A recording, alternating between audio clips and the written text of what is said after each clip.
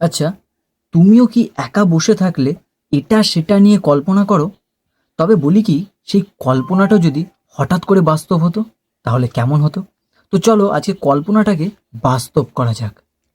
হতাম যদি আমি ওই দূরের পাখি, পাড়ি দিতাম সেই ঠিকানায় যেথায় আমি সুখে থাকি।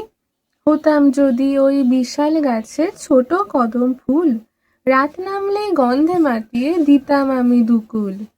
হতাম যদি সাঁতরে যাওয়া অমন শুভ্র হাঁস, ভবিষ্যতের চিন্তা ছেড়ে শান্তিতে নিতাম শ্বাস। হতাম যদি এক পায়ে দাঁড়িয়ে থাকা তাল গাছ, ওপর থেকে দেখতাম আমি মানুষের নিদারুণ অভিনয়ের ধাঁচ।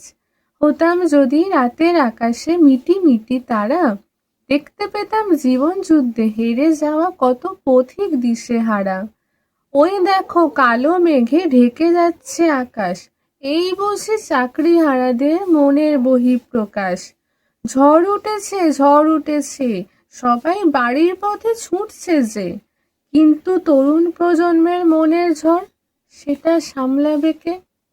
কলমে আমি অন্তরা। তো কল্পনা করে যাও, আর কল্পনা করার সময় এই ভিডিওটা অবশ্যই একবার শোনো।